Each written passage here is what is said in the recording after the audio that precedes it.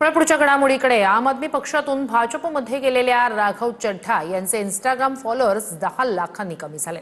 राघव चड्ढा यांनी पक्षांतर केल्याचा निर्णय तरुणांना न पटल्यानंच सोशल मीडियात चड्ढा यांच्या विरोधात मोहीम राबवण्यात आली। तर हरभजन सिंह यांच्या घराला सुद्धा आप कार्यकर्त्यांनी काळं फासलं। पाहूया रिपोर्ट।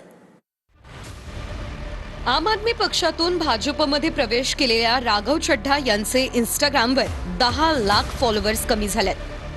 चड्ढा भाजपमध्ये गेले त्यामुळे त्यांना फॉलो करणारे तरुण नाराज झाले।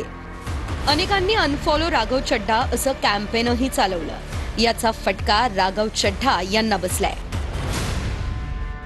राघव चड्ढा यांच्यासह आम आदमी पक्षाच्या 7 खासदारांनी भाजपमध्ये जाण्याची घोषणा केली। यात संदीप पाठक, अशोक मित्तल, हरभजन सिंह, राजेंद्र गुप्ता, विक्रम साहनी, स्वाती मालीवाल यांचाही समावेश आहे। माजी क्रिकेटपटू हरभजन सिंहने देखील आम आदमी पक्ष सोडून भाजपमध्ये जाण्याचा निर्णय घेतला। त्यामुळे आपचे कार्यकर्ते नाराज झाले। जालंधरमधल्या हरभजन सिंह यांच्या घरावर आपच्या कार्यकर्त्यांनी गद्दार असं लिहिलंय।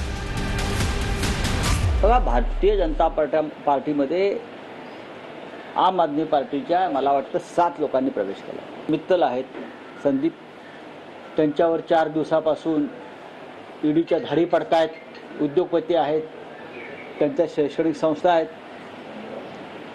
धाडी पडल्या, पळून गेले। भारतीय जनता पक्षाचं सध्याचं चित्र पाहता मला महाभारतातलं एक पात्र आहे बकासूर। त्या बकासुराची आठवण येते। बकासुराची भूक कधीच भागत नव्हती। जे मिळेल ते खायचा, दगड धोंडे पण खायचा, बरं का, पण भूक भागत नव्हती। तसा हा भारतीय जनता पक्ष दिसेल ते खात सुटले। राघव चड्ढा यांनी भारतीय जनता पार्टीमध्ये प्रवेश केला कारण राहुल गांधी सारख्या दुःशासनासोबत किंवा अहंकारी अरविंद केजरीवाल यांच्यासोबत राहण्यापेक्षा भारतीय जनता पार्टी सोबत राहणं त्यांनी पसंत केलं। ज्यावेळेला राघव चड्ढा आणि इतर 7 खासदार आम आदमी पार्टी सोबत होते, इंडिया अलायन्स सोबत होते, तेव्हा ते सेलिब्रिटी होते, तेव्हा ते जनमानसातले नेते होते, मास लीडर होते। आणि तेच लोक भारतीय जनता पार्टी सोबत आले की मग ते पेज 3 चे आहेत, त्यांना जनतेमध्ये काही किंमत नाही, असं पाळपूद लावण्याची संजय राऊतांना सवय आहे। संजय राऊत हे धंदे बंद करा।